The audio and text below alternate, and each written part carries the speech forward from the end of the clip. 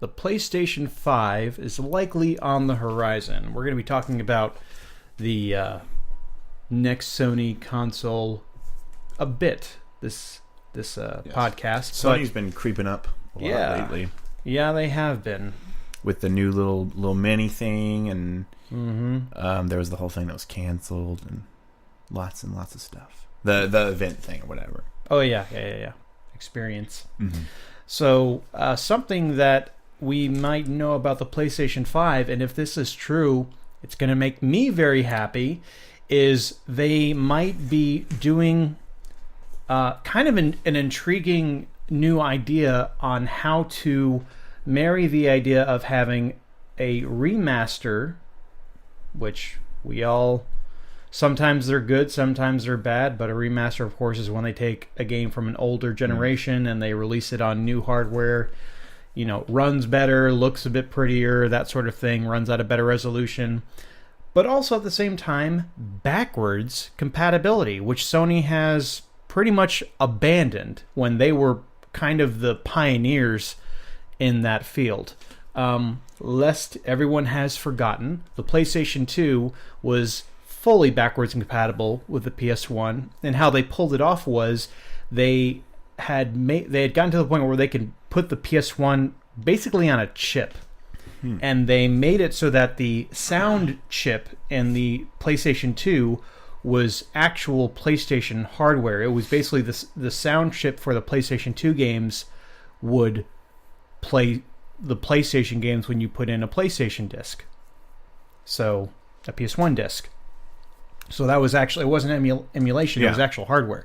Then the PlayStation 3 came along, and they had PlayStation 2 hardware inside to make it fully compatible with PlayStation 2 games. And this was available during the first 2 editions of the PlayStation 3. And then, of course, sadly, they started to dumb down the emulation. They started making it emulate through software emulation, and I believe it played about 80% of PlayStation 2 games, and then they just took the feature out altogether.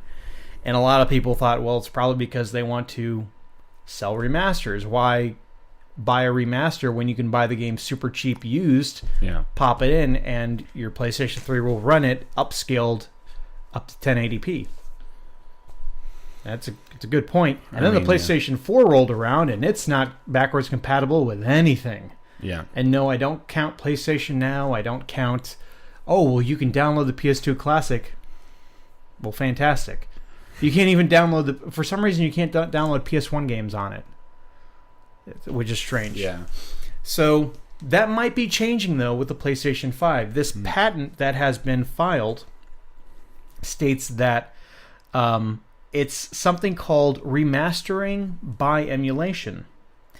And this, by the way, comes by way of an article on GameSpot.com. And they're going through what the patent says.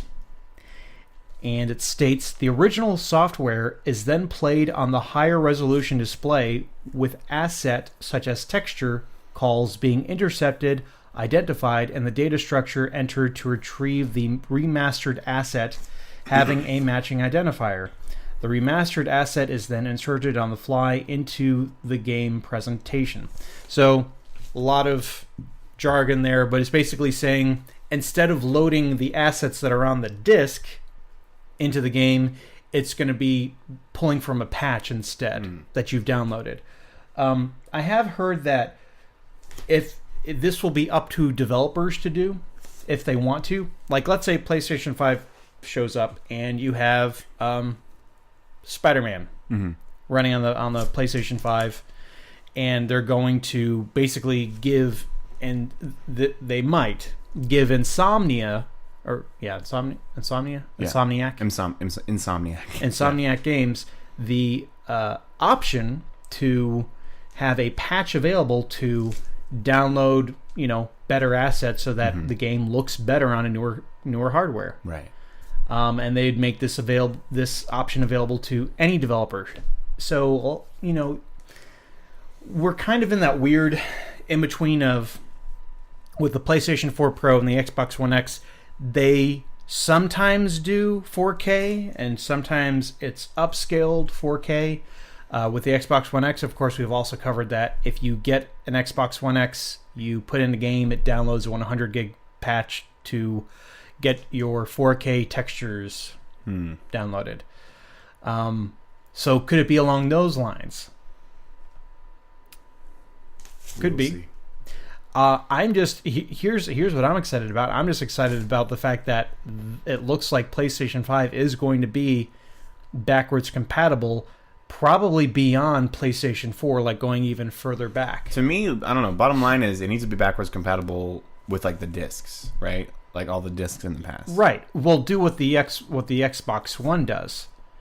Well, Yeah. I believe what all that the Xbox One does, and this is what the 360 did with the original Xbox. It downloaded not the whole game. It just downloaded a patch that enabled you to run the game on your new console. Yeah. Just do that. Yeah, and they should do it all the way back to like PlayStation 1. I mean, Yes. that'd be awesome. Yes, they should. They should give you the option to rip the game onto the hard drive if you want to.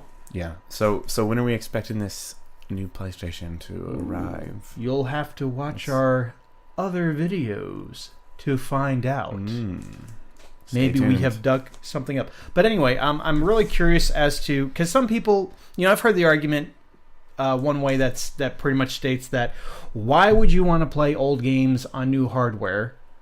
Some people think that, and other people are like, hey, I don't like to have all of my systems plugged in at once, or I don't like to dig out an old system. I guess some people only play new games all the time. Not this guy, that's for sure. Yeah, not us. We're not among you. But yeah, if you'd like to give us your opinion on this little development, a possible development with this patent, let us know In the comments below. Even rhymed. Boom.